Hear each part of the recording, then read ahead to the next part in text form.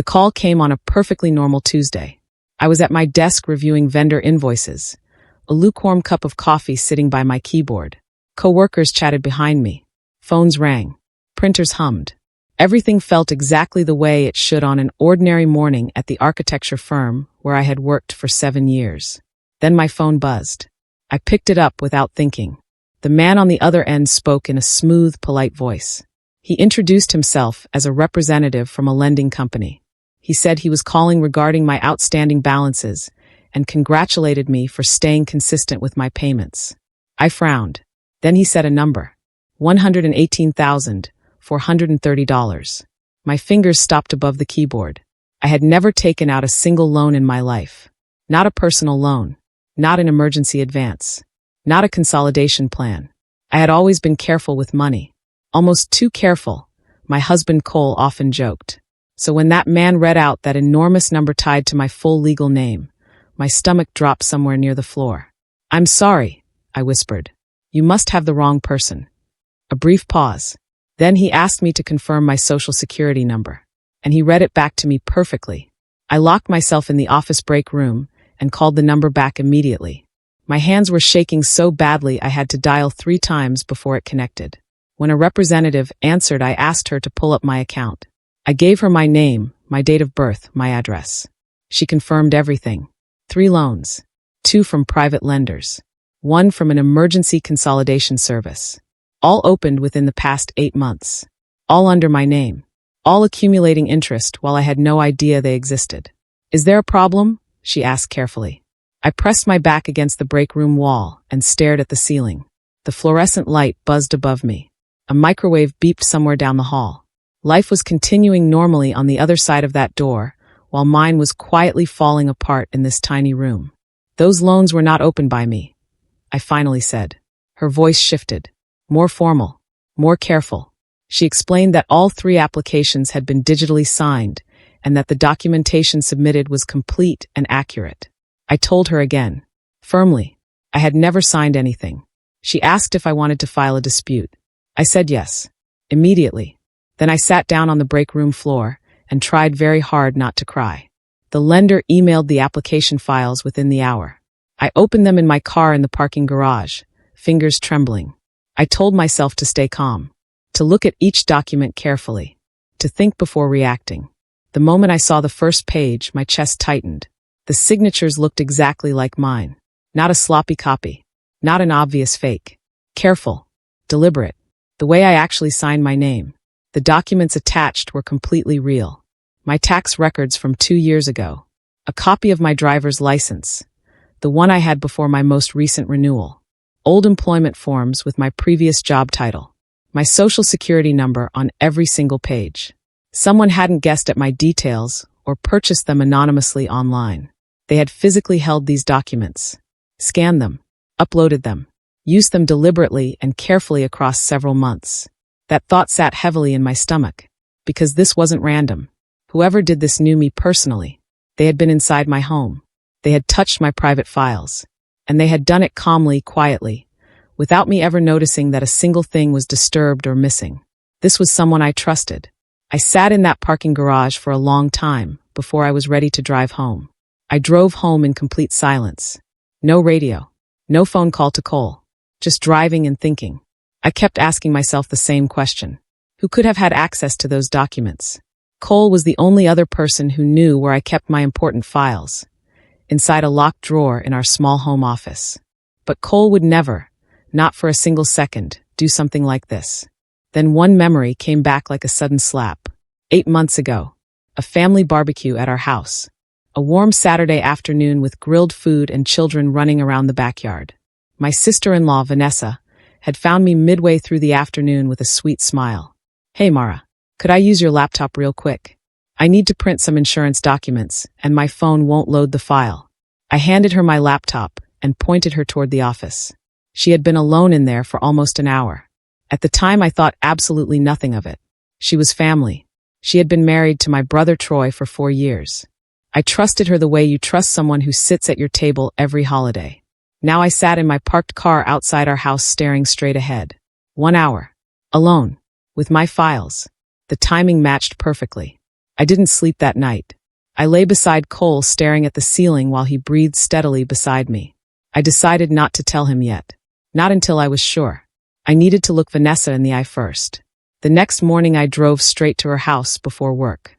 She opened the door in her robe with a mug of coffee in her hand. Hair loose. Expression relaxed. Completely unbothered. "Mara, what a surprise. Come in." I didn't step inside. I held up the printed loan documents. "Vanessa," I said carefully, "did you take out loans in my name?"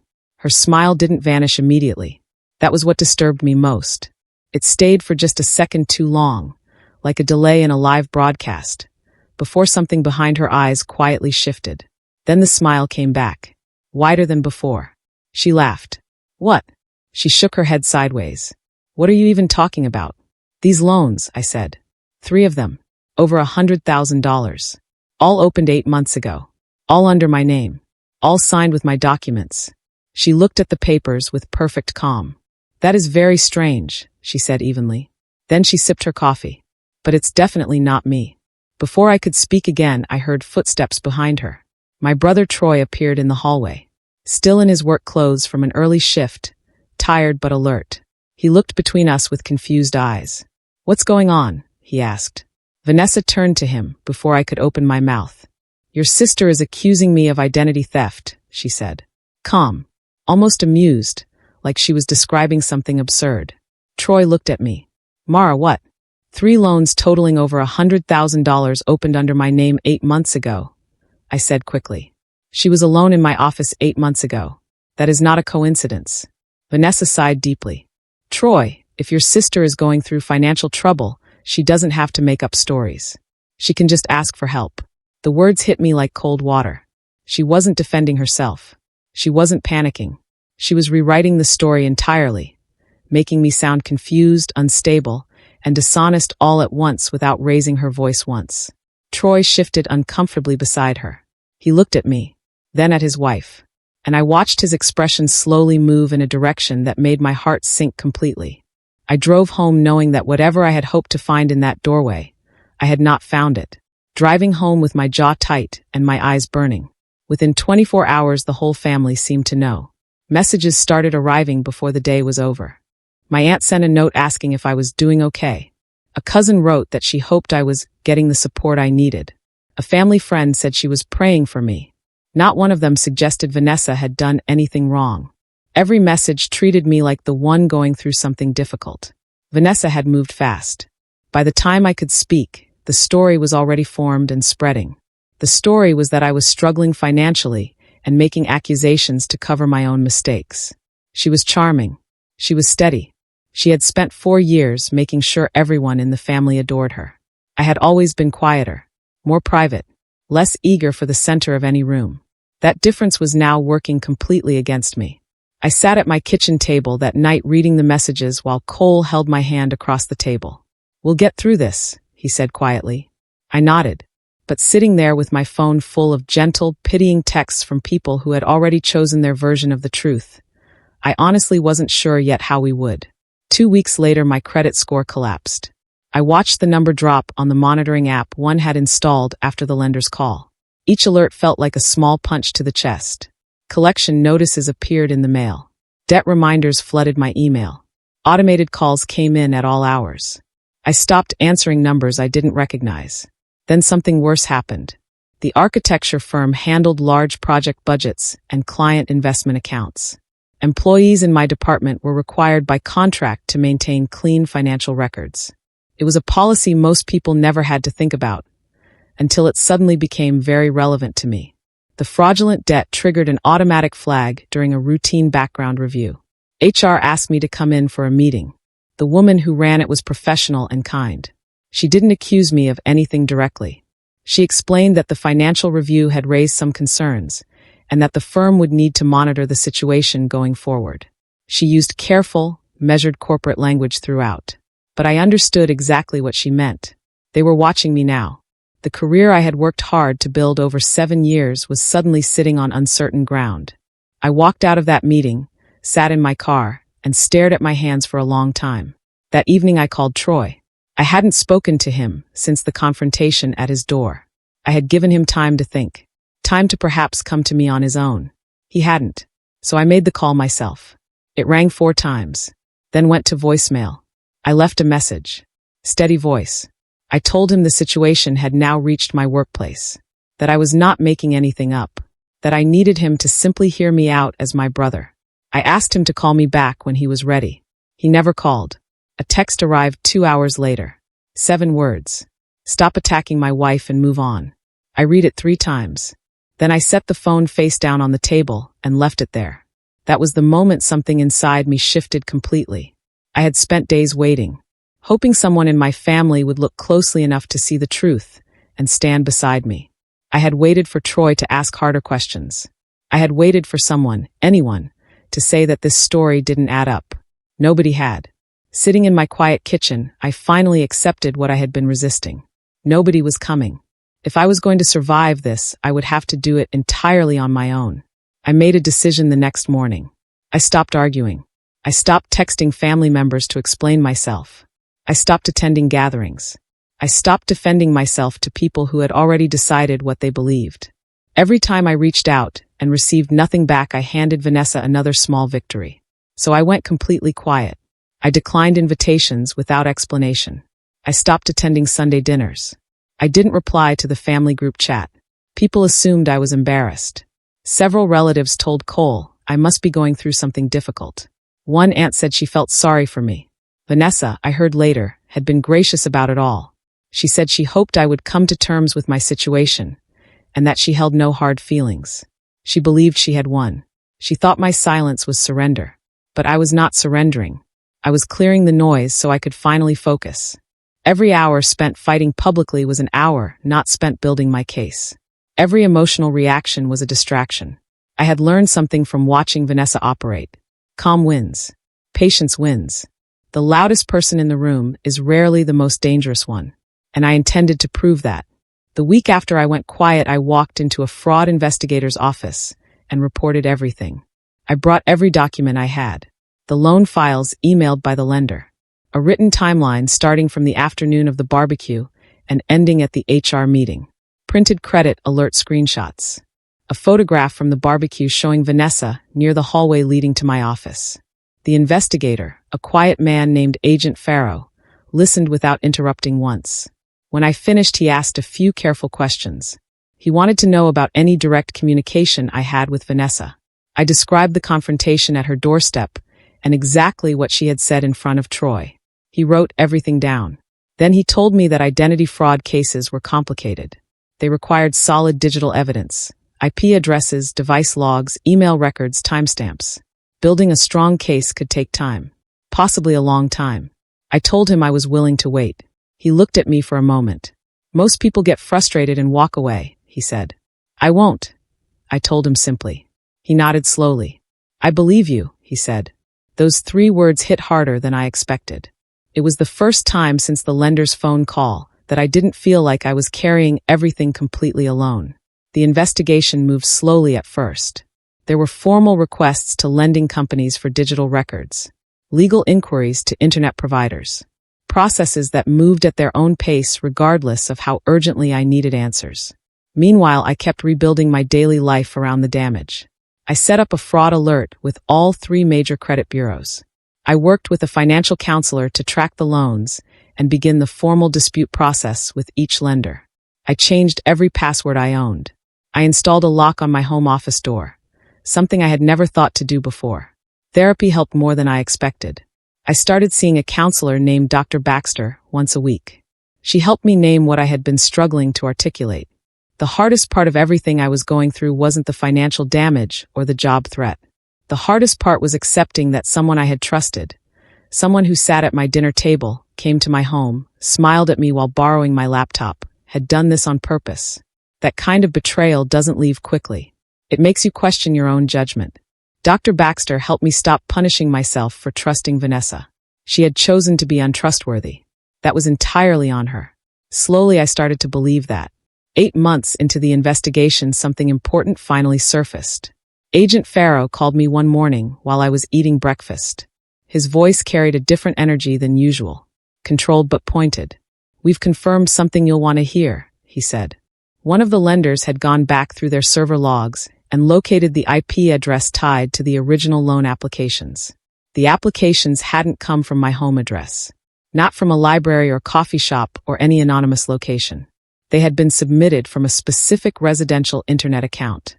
I gripped my coffee mug tighter. Whose? I asked quietly. He confirmed it a moment later. The IP address was registered to a home on Callaway Street. Vanessa and Troy's address. I set my mug down very carefully on the kitchen table. Outside, birds were singing in the tree near our back fence. Cole was showering upstairs. The morning was perfectly calm and ordinary. But something inside me had just shifted in a very significant direction. For 8 months, Vanessa had smiled at gatherings and accepted compliments and told anyone who would listen that I was confused and unstable. The whole time, her own internet connection had been quietly telling the truth. The IP address was the first real crack in Vanessa's version of events. But Agent Farrow warned me not to get too excited yet. An IP address ties the submission to a location, he explained. She could argue someone else in the house used it. We need device-level evidence to connect it directly to her. So we waited a little longer. The investigation turned its attention to device fingerprinting, something I quickly came to understand. When a laptop or phone is used to fill out online forms, the browser and operating system leave behind small identifying details. Screen resolution, browser version, installed software, font settings. Together, these details create something almost like a fingerprint, unique to one specific device. All 3 loan applications carried the exact same device fingerprint. 2 weeks later, Agent Farrow confirmed that fingerprint matched a laptop registered to Vanessa personally. Not a shared family computer. Not Troy's work device. Her own personal laptop. The one she used for her freelance accounts. I sat in my car outside the investigator's office and let out a long, slow breath. Vanessa hadn't just accessed my documents from my home. She had gone back to her own house and used her own laptop to submit those applications, apparently never imagining that anyone would trace it this far. While all of this happened quietly in the background, Vanessa's life was visibly improving. It was genuinely hard to watch. About a year after the loans were opened, she launched a small financial consulting business.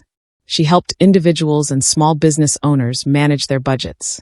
She built a professional website. She posted confident tips online about smart money habits. The irony was almost too much to sit with. The woman who had buried me under fraudulent debt was now building a career helping others manage their finances responsibly. And people loved her for it. Clients praised her online. Family members shared her posts. Neighbors told Cole what an incredible entrepreneur Vanessa had become. Every compliment felt like a slow burn in my chest. But I kept my face neutral. I kept my mouth shut, because I understood something Vanessa clearly didn't. She was building something public and admired, which meant she also had far more to lose now than she did the morning she stood in her doorway and laughed at my documents. The higher she climbed on the foundation of what she had done to me, the more complete the fall would eventually be. I was not in a hurry. Patient and quiet had gotten me further than I imagined. I intended to stay that way just a little longer. The invitation arrived in a group family message on a Sunday evening. Vanessa was hosting a celebration dinner. Her consulting business had secured a major partnership with a regional financial services company.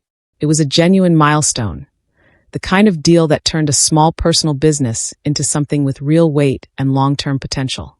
The message was warm and excited. She invited the entire family. Food, drinks, a short presentation about the partnership. She wanted everyone together to celebrate. My phone buzzed with replies almost immediately. Relatives congratulating her. Aunts saying how proud they were. Cousins asking what to bring. Then a separate message came directly from Troy to me. Asterisk would be good if you came. Time to move forward. Asterisk. I stared at those words for a long time. He still didn't believe me. Moving forward was his way of asking me to release the grudge and accept that life had moved on. But I read that invitation very differently from the rest of the family, because I knew something none of them knew. The fraud case was almost complete. Agent Farrow had recently told me that investigators needed one final piece, a direct acknowledgement from Vanessa that she was aware of the loans. This celebration dinner felt like exactly the opportunity one had been carefully waiting for. I called Agent Farrow the morning after I received the invitation. He listened carefully as I described the setup. A large family gathering at Vanessa's home. Her feeling confident, comfortable, and celebrated. An environment where she would feel completely unthreatened. He was quiet for a moment. Then he explained a specific legal procedure. A consensual recording with the agreement of one participating party in the conversation. In our state, as long as one person in the exchange consented to the recording, it was fully admissible as evidence. I would be that consenting person. He walked me through how it would work. A recording function connected through my phone. A natural, casual conversation with Vanessa. Nothing scripted. Nothing that sounded like a setup. Just the right questions and space for her to talk. The most important thing is staying calm, he told me. The moment you get emotional, she shuts down. I've had 2 years of practice staying calm around her, I said. He almost smiled at that. We spent the following week preparing carefully. I thought through likely questions and her most probable responses. I ran different versions of the conversation through my head until nothing felt uncertain anymore. By the night before the party, I was ready. Not nervous. Not angry. Just completely focused. I arrived at the celebration on a Friday evening. Vanessa had decorated her dining room beautifully. Gold balloons lined the walls. Her company name stretched across a banner at the back. The food smelled incredible. People were laughing, filling their plates, hugging in the doorway. It looked exactly like every family gathering I had quietly removed myself from over the past 2 years. I wore a simple navy dress and kept my phone tucked in my jacket pocket, the recording already running before I stepped through the door. Vanessa spotted me the moment I walked in. She crossed the room with open arms like we were old friends reuniting after a long trip. Mara, she pulled me into a warm hug. I'm so glad you came. Really. It means everything. Troy appeared beside her and gave me a brief nod. It was the closest thing to an apology he knew how to offer in that moment. I smiled at both of them. I wouldn't have missed it, I said. I meant something entirely different by that, of course. I spent the first hour simply being present, talking to relatives, eating a small plate of food, letting Vanessa see me relaxed and easy. I needed her comfortable before I approached her. Overconfident people make mistakes. And Vanessa had never once stopped being overconfident. About an hour into the party, I found my moment. The room was warm and loud with overlapping conversations and clinking glasses. Vanessa was near the kitchen doorway, refilling a serving dish. The people around her had naturally drifted into other conversations. I walked over casually. Can I help with anything? I asked. She looked up and smiled. No, I've got it. Just enjoy yourself. I am, I said. It's a big night. You've really built something here. She laughed softly, clearly pleased. It's been a long road, she said. But yes, I'm really proud of it. I nodded. Then I paused as if choosing my next words carefully. You know, I said quietly, I've been thinking about those loans. Her hands slowed slightly over the dish. Mara, I'm not here to fight, I said immediately. I genuinely just want to understand. My credit collapsed. My job was almost gone. I just want to know why. She set the serving spoon down and turned to face me fully. Her eyes were steady and completely unafraid. Honestly, Mara, she said smoothly, if you had been more careful about where you stored your personal documents, none of that would have happened to you. My phone, sitting in my jacket pocket, recorded every single word. I held her gaze for one long second. She didn't look guilty. She looked slightly impatient, like someone revisiting a topic beneath their attention. You think it was my fault, I said carefully. Clearly, making sure every word landed on the recording. She shrugged one shoulder.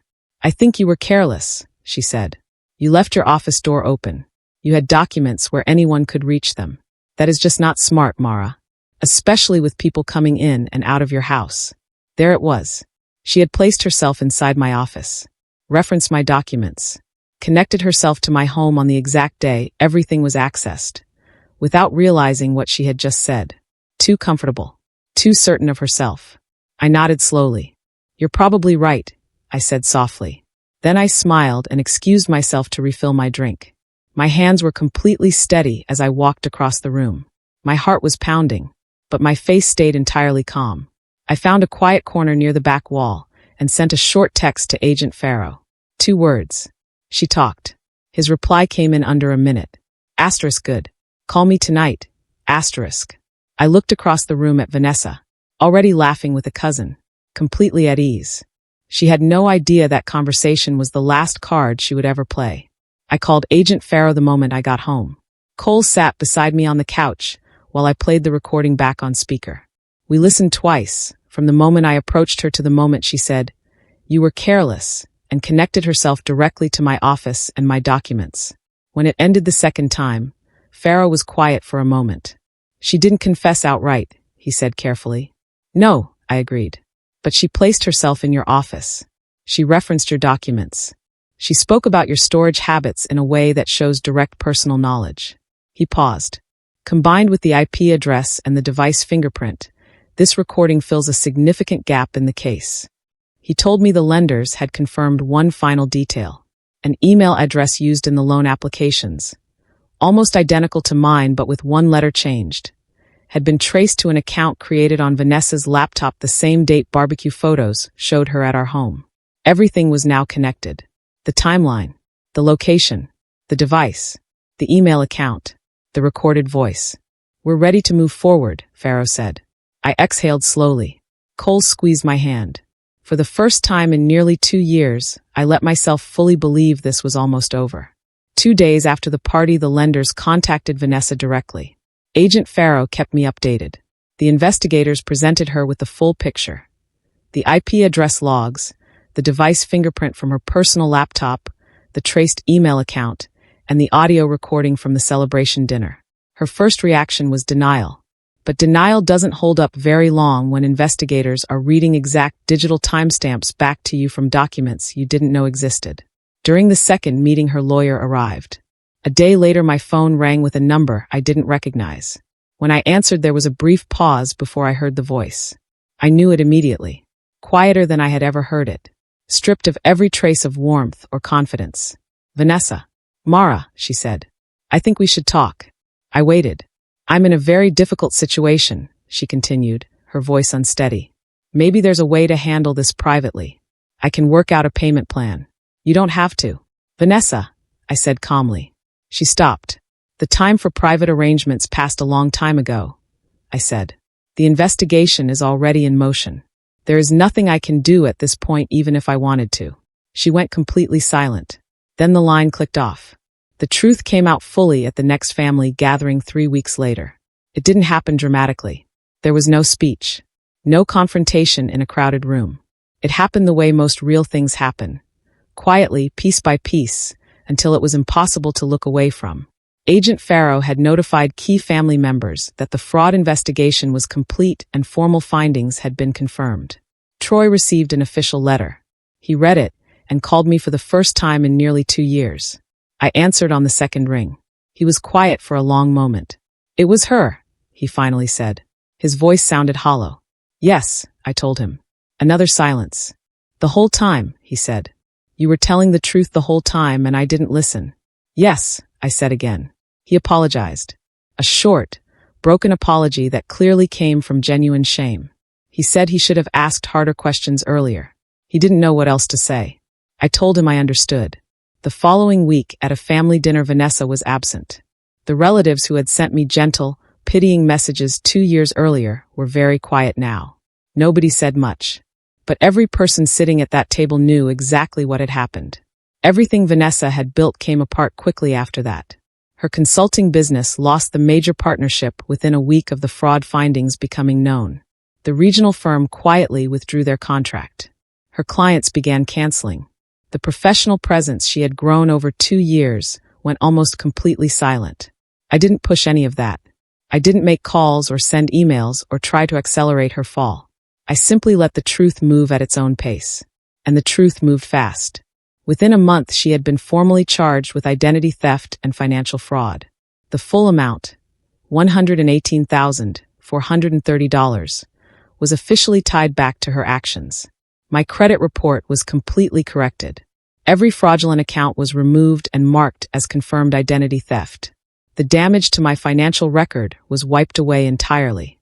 The family members who had quietly sided with Vanessa during those 2 years slowly stopped mentioning her name in my presence. Some reached out to apologize personally. I accepted every one of those apologies without making people feel worse than they already did. Vanessa had moved out of the family home, and was managing her legal situation privately. The woman who had publicly humiliated me was now careful to avoid every room I entered. Life settled back into something steady and good. The architecture firm reviewed my cleared financial records and formally reinstated my standing. For months later, I was promoted to senior project coordinator, a role I had worked toward for years. My supervisor said it was long overdue, and the way she said it made me feel quietly proud. Cole and I went out to dinner that evening.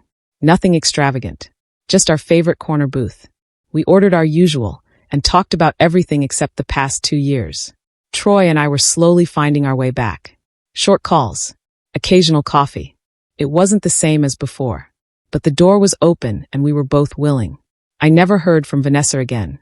I didn't expect to, and I didn't need to, because the most powerful moment in that entire chapter wasn't the investigation or the recording at the party or the morning Pharaoh told me the case was complete.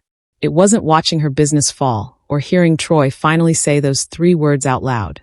The most powerful moment was a quiet night in my kitchen, alone, with no one coming to help me.